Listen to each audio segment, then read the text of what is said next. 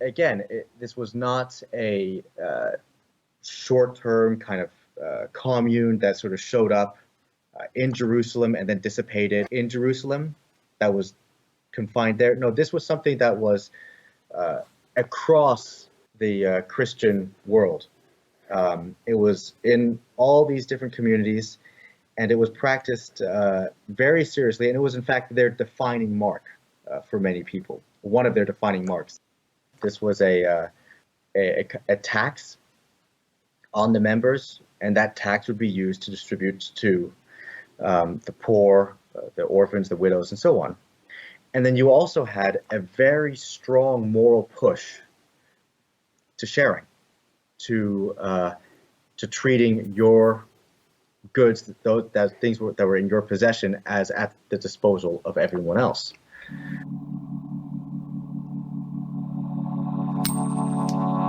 Hello there. Welcome to Faith in Capital, a show where persons and communities of Christian faith are invited to engage the system of capitalism theologically and ethically, or you might say from a faith perspective. I'm your host, Chase Tibbs.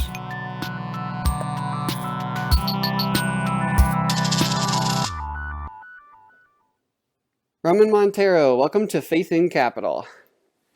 Thanks for having me on. Appreciate it. Yeah, now this is, as you and I both know, this is not the first time you've been on the show, but it is the first time that our listeners are getting to hear us have a dialogue and talk about your book, and that's because of the brilliance of my technology skills. But yeah, I messed it up, and I'm so glad that you were willing to come back on the show and or talk with us today. Yeah, no problem. Yeah, it was a nice practice run. Yeah, it was. It was a good practice run. All right. Well, we got lots of stuff to talk about with your book, All Things in Common, the economic practices of the early Christians. But to start off, throughout the book, you are dialoguing and you've researched these two particular biblical texts in Acts. And I just want to start off by reading little excerpts of both of those, just so we're all kind of on the same page here. And this is Acts 2:44 through 45. It says, "All who believed were together and had all things in common. They would sell their possessions and goods and distribute the proceeds to all as any had need." And Acts 4:32 through 35 reads, "Now the whole group of those who believed were of one heart and soul, and no one claimed private ownership of any possessions, but everything they owned was held in common. With great power the apostles gave their testimony to the resurrection of the Lord Jesus, and great grace was upon them all. There was not a needy person among them, for as many as owned lands or houses sold them and brought the proceeds of what was sold. They laid it at the apostles' feet, and it was distributed to each as any had need." Now these texts have had a lot of commentary, and I want to say that after I finished your book, I had a different perspective. So I'm really excited to kind of highlight some of the stuff you talk about. So yeah, let's go ahead and dive in. So the main argument of your book seems to me to be that early Christians did in fact practice both an informal and a formal communism. But before I have you tell us all about that, why don't you help us understand what the relational principle of communism is and how modern Enlightenment conceptions of property differ from David Graeber's three economic relations that you use throughout your book: hierarchy, exchange, and communism. Yeah, so many people who have approached these texts have thought about it in terms of property distribution or property arrangements. And my own thinking is that a lot of this has to do with the rise of modern capitalism and the state, and basically the rise of something called an economy, which is separate from the rest of society. And this economy is based on well-defined private property, market relationships, and so on. And so anything that differs from that is of that same sort, a kind of an economy, as it were, in the modern sense of the word. But when I approach these texts, since we were talking about a community, a group of people that was pre-capitalism, uh, they weren't a state, they weren't anything like a state, and it was before there was such thing as an economy per se. I thought that it maybe it would be better to approach it from a different angle. And David Graeber, in his book Debt: The First 5,000 Years, lays out what he calls moral principles of social relationships. I sometimes use the terms economic relationships. And what those are basically broad, very broad ways in which people and communities and groups relate to each other. And what are the moral principles behind how they relate to each other?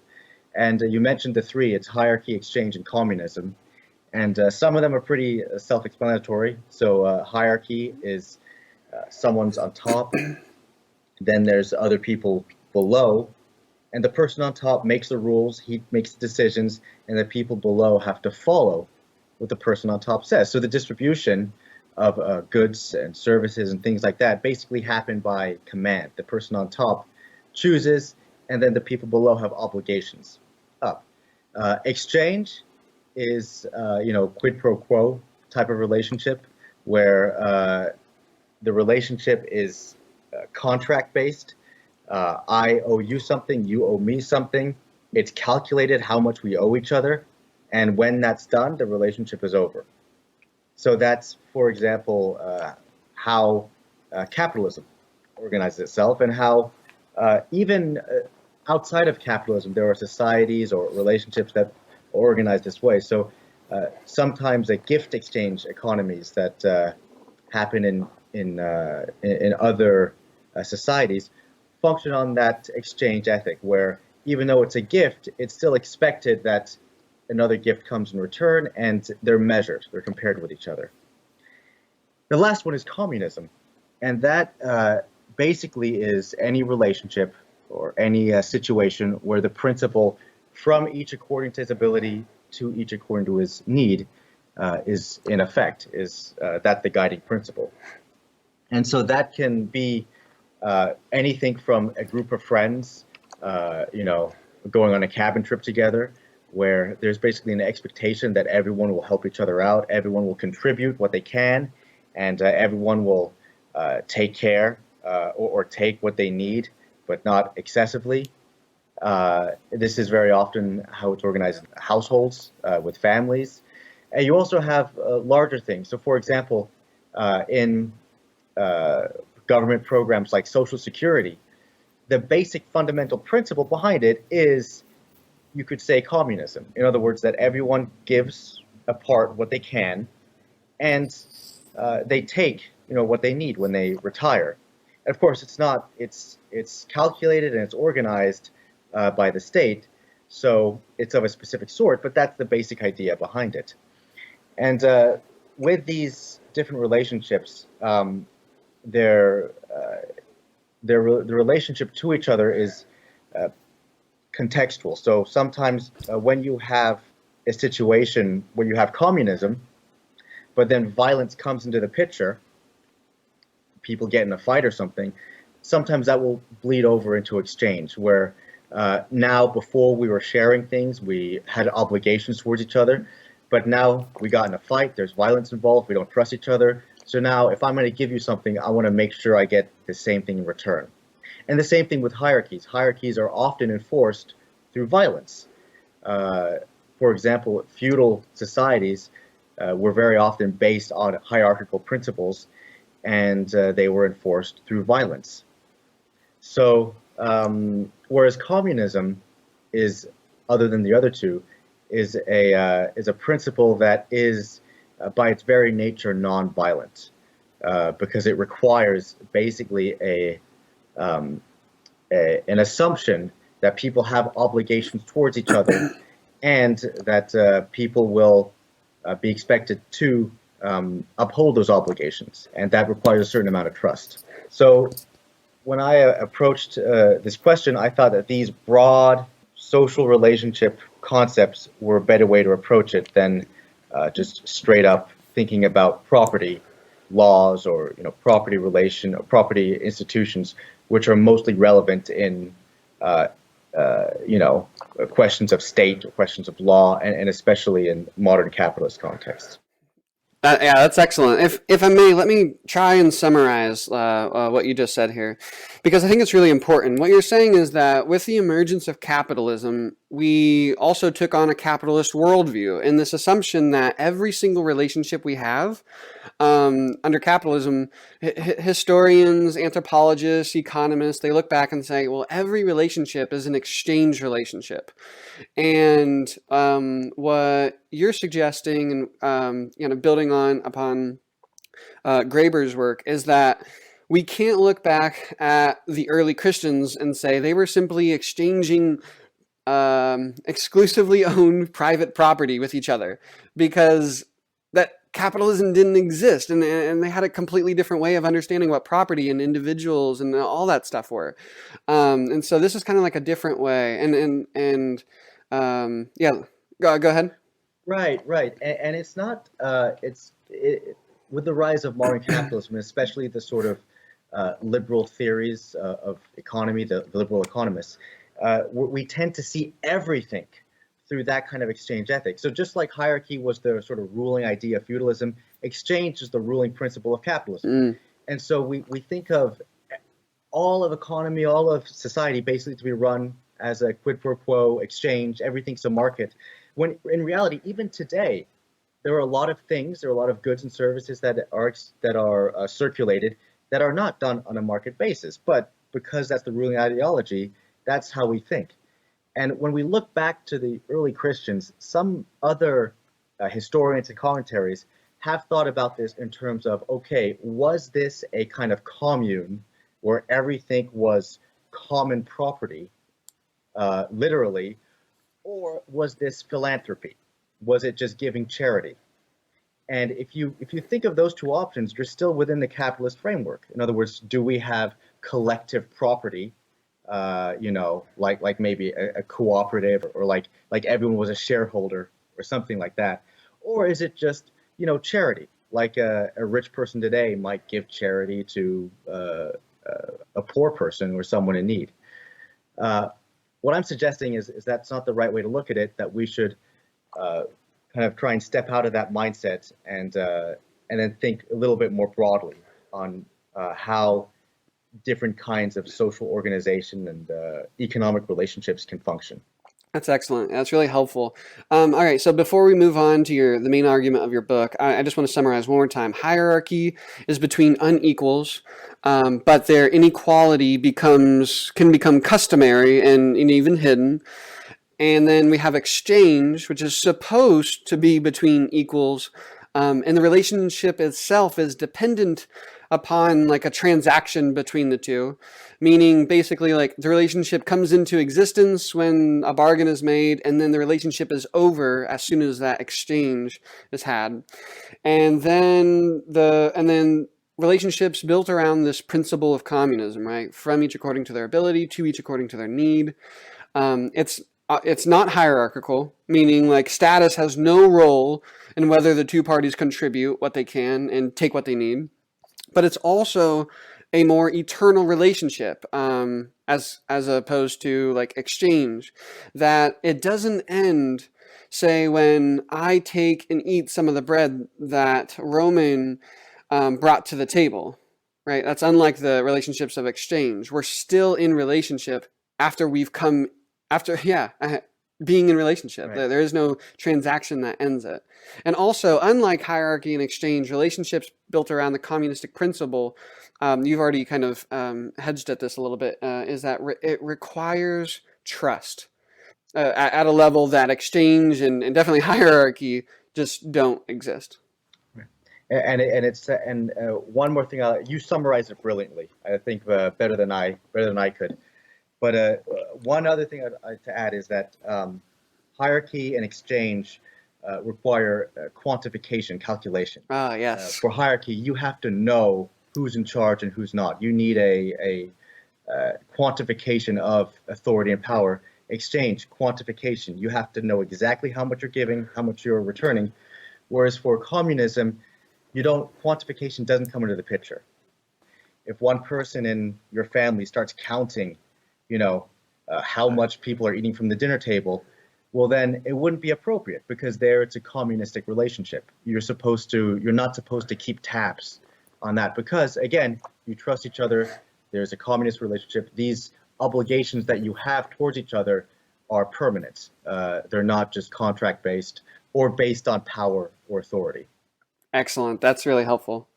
Awesome. All right. So yeah, let's talk about the main argument of your book, that the early church, the early Christians, the early Jewish Jesus movement, right, and then the early church practice both an informal and a formal communism. What do you mean by informal and formal communism? And then what did that look like for the early Christians? Well, I differentiate between formal and informal communism, and that doesn't come from David Graeber. That's something that I came up with myself, a distinction. And the difference that I make is that formal communism is communism that that has some sort of regulations enforcing it. Either customary or agreed upon regulations. An example of this might be like a monastery where monks get together and you have, communistic relationships, but there are rules, there are regulations. In the Second Temple period, you have the Qumran community. That's where the Dead Sea Scrolls were found. And among the Qumran scrolls, the Dead Sea Scrolls, there's something called the community rule. And there it describes a kind of monastic community where there's communism, there is sharing, but it's regulated. There's rules. There's a sort of a system in place to keep it going. Informal communism is more spontaneous. It's more based on perhaps just just the culture or just it happens naturally. For example, in many households, many families, among friends. In some tribal societies, you have this sort of spontaneous communism. And so that's the difference. One is spontaneous without rules, one is more regulated with rules.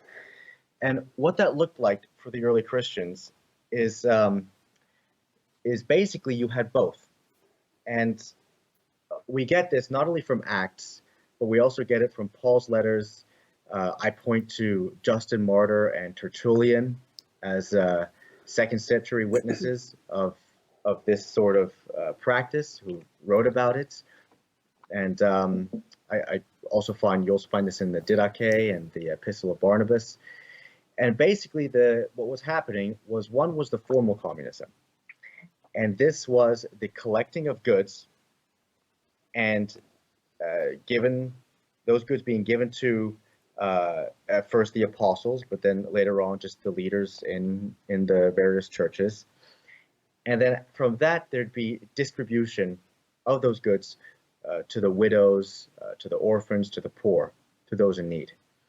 And this formal communism was, it wasn't, you don't want to think of this as just sort of like a charity where, where people are giving gifts every now and then, or people are providing a sort of one-time charity to someone. This was, in Acts, it talks about the daily distribution. In some of the Pauline epistles, 1 Timothy, it talks about a list of those who are receiving help from the church. So this is something that was institutional. It was something that was practiced regularly, and the amount of goods that they were taking in and redistributing was enough for a daily distribution to the widows and orphans, even enough to where people from outside the community were trying to, get a piece. We're trying to take advantage of it. So that was the formal aspect of it. And again, you see this also in Tertullian and Justin Martyr. The informal aspect was That's where we get the phrase "they had all things in common and they didn't consider anything to be their own." And that was a moral principle of basically communism. In other words, that what you had was at the disposal of the people in your community. Uh, that was basically the way that you were supposed to live your life, and the community was going to live their life. And this was something that was taken very seriously. And we see it listed in second 10th century literature as being a main moral principle of Christians, along with refraining from idolatry, along with refraining from fornication. It was also practicing this kind of communism. And also, another way to see just how serious this was taken was the second century poet Lucian.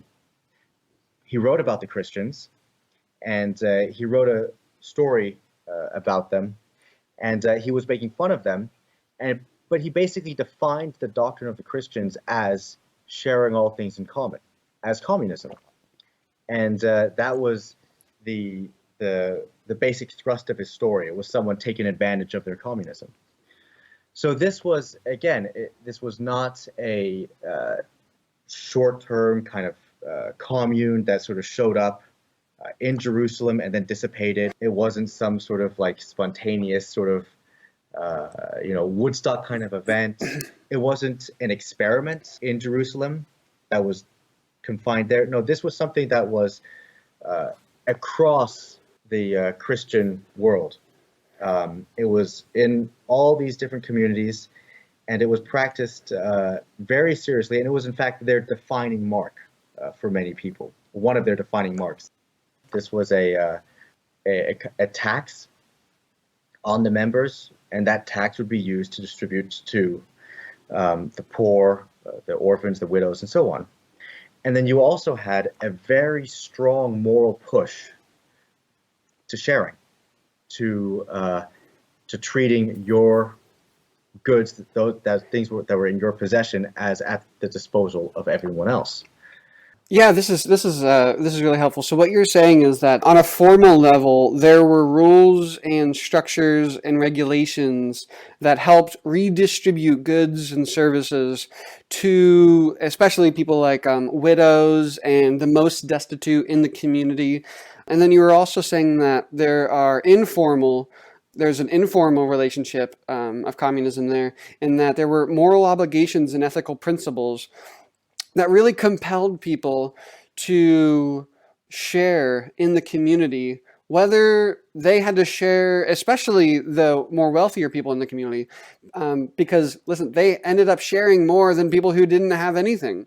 So this wasn't what you're suggesting, is that this wasn't just an idealistic hope that, hey, if maybe one day us Christians, us first century Palestinian Christians, we can do this. Nor was it like, hey, this weekend we'll get together and we'll share things, and then we'll go back to our private houses and our private cars and our private all that stuff.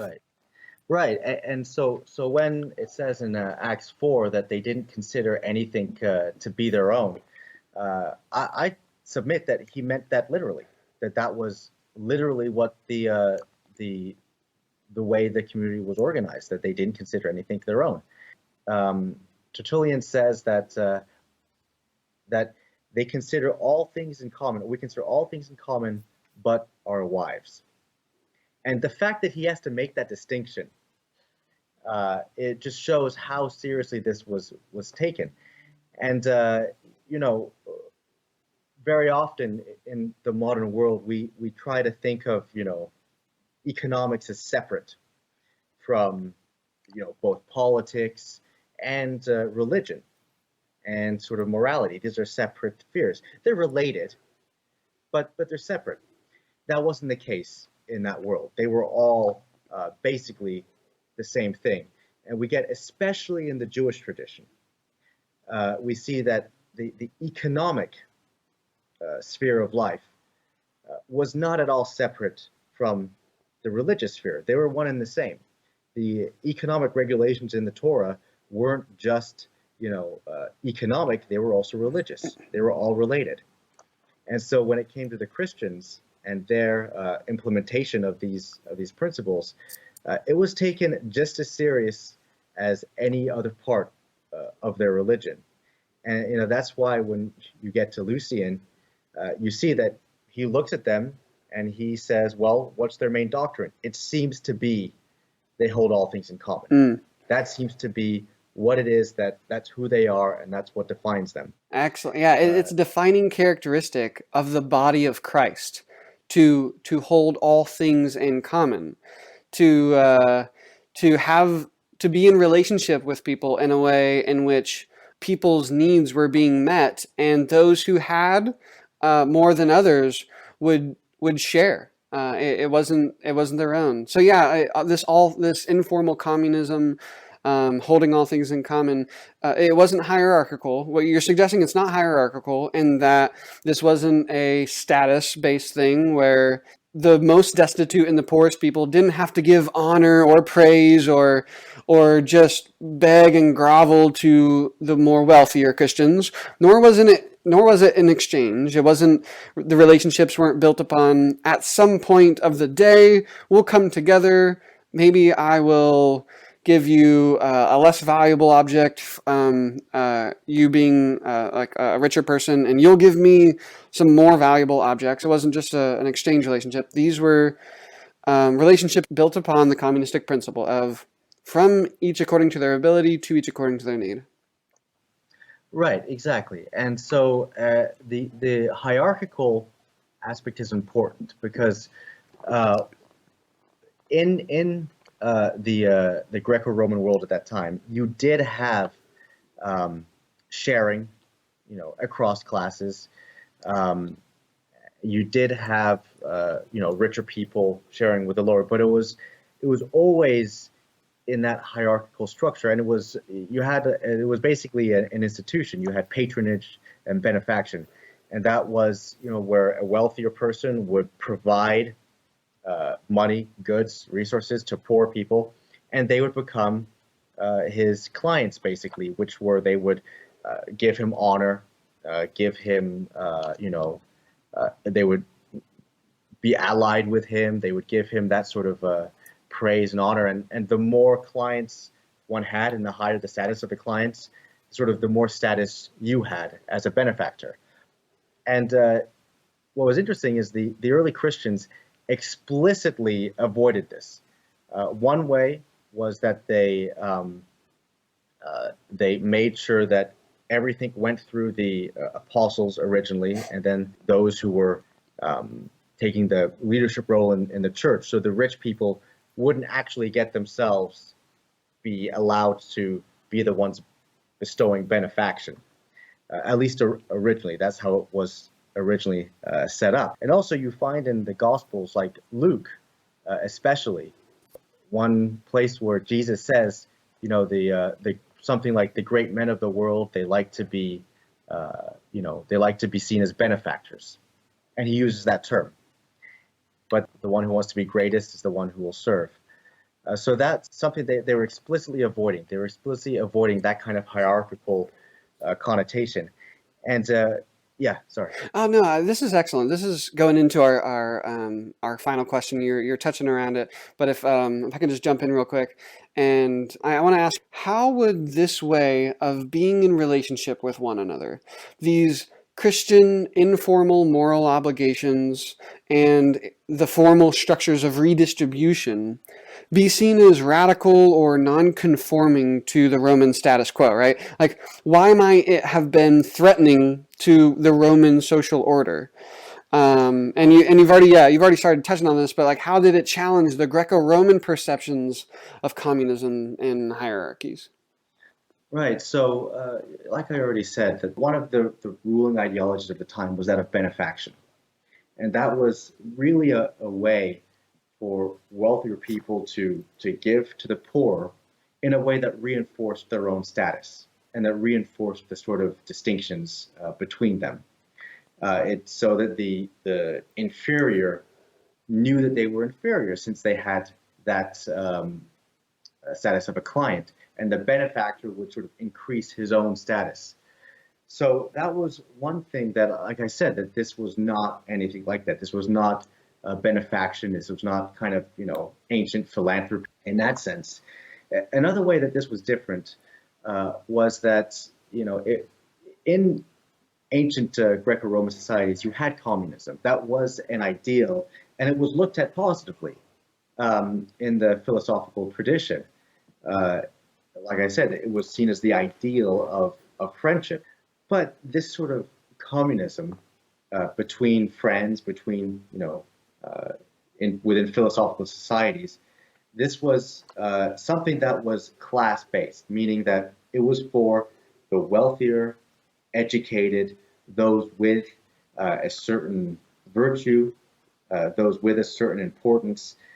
So, Aristotle talks about friends, about how friends cannot be of unequal status, that they have to be on the same status, and that it's based on virtue. And when I talk about virtue, it's not just are you a good person or not. This was also related to your sort of social status in class. A person of low status had less value, literally less moral value, less virtue. Someone of a high status had more. So it would be improper to have that sort of communistic relationship between statuses. And those who are of the lowest status, the destitute, in Greek, the tokoi, which means you can translate that as sometimes translated as beggars, the poor.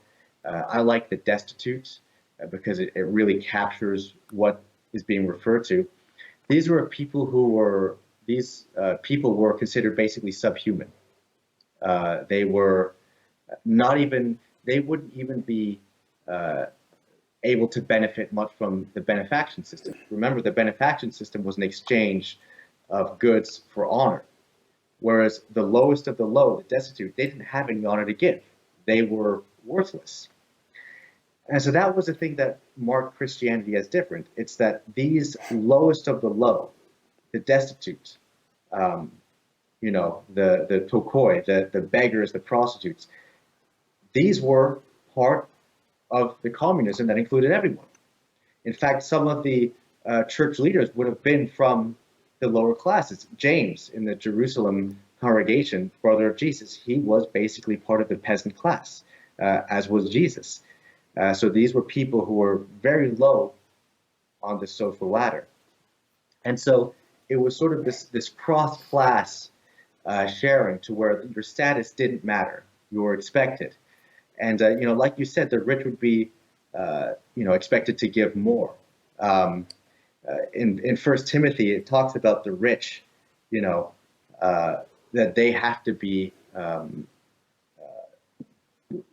sometimes it's translated as like ready to share, but the actual word is koinonikos, which is related to koinonia, fellowship, all things in common, apanta koina. The word koina is common. So you could say that they should be communists in a sense, the rich.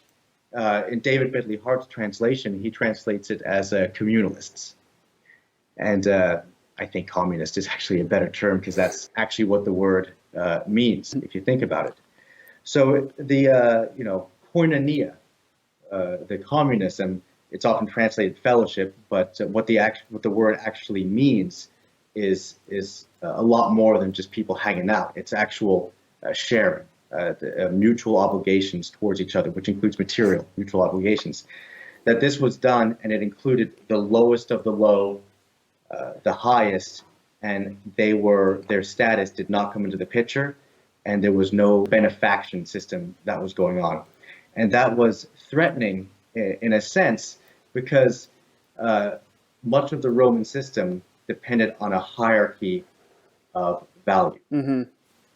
And you had the top, the emperor, who was almost a god at the very top. You had slaves who were living tools, and the destitute who were subhuman, and then in between, ranks that went down.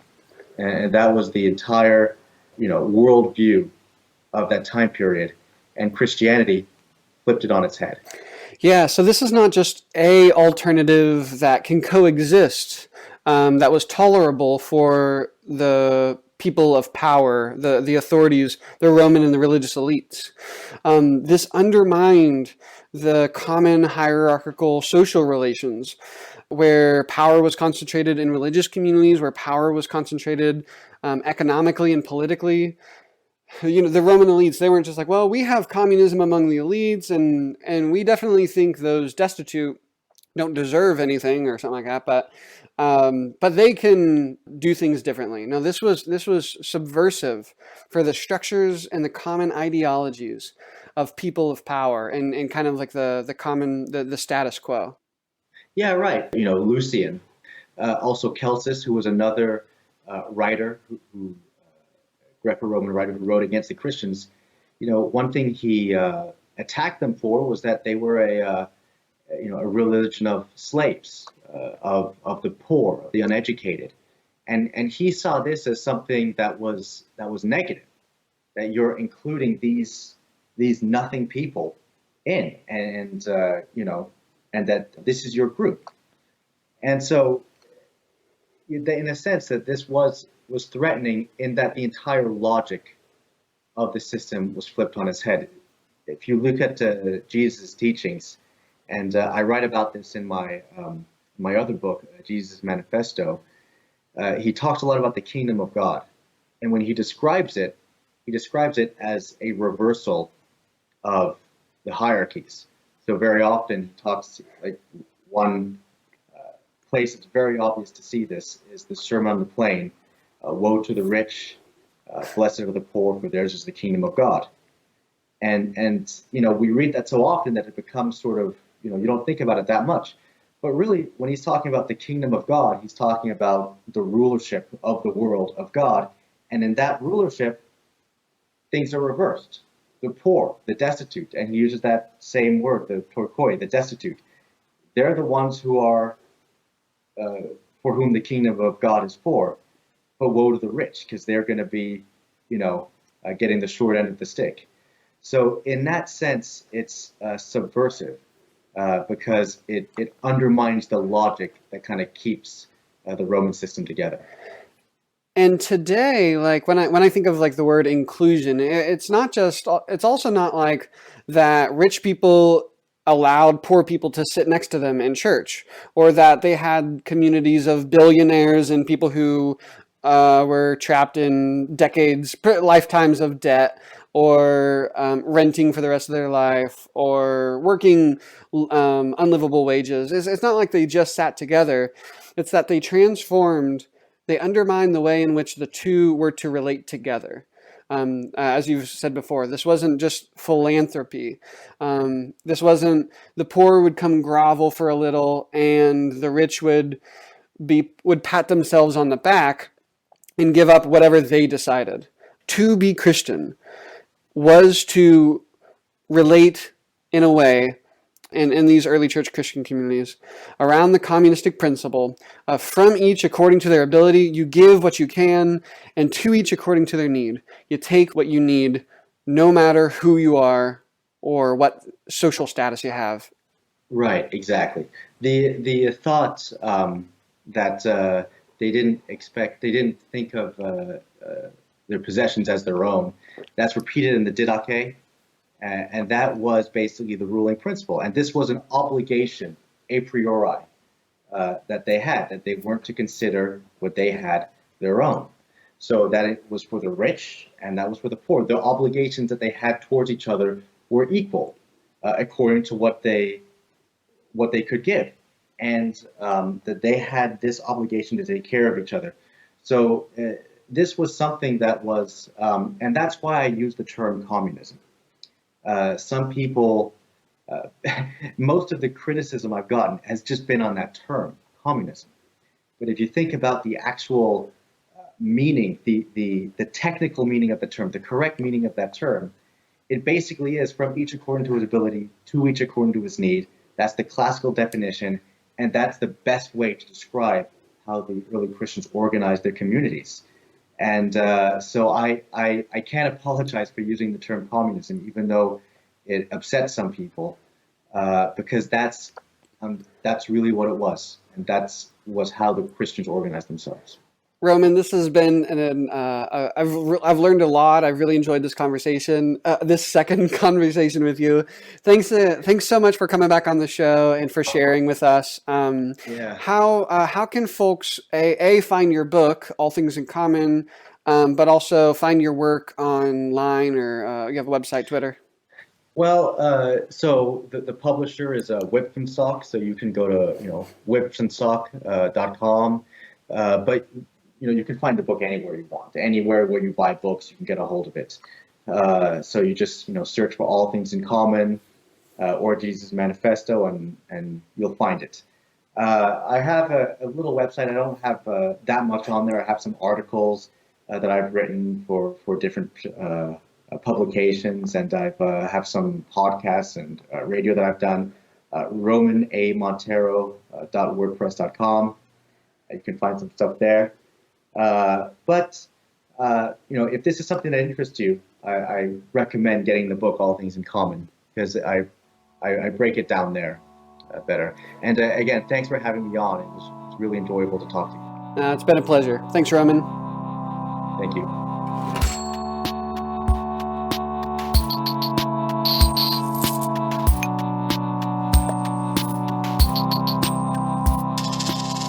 Friends, thanks for listening. And a special thank you to the Patreon supporters of Faith and Capital. This work would not be possible without your financial support. Thank you for believing in this work and for believing that an alternative world is possible. If you found today's episode meaningful, you can support Faith and Capital by sending an episode to a friend, posting it on your social media, leaving a review or rating on iTunes, or contributing a few bucks a month at patreon.com/faithandcapital. We'll talk soon.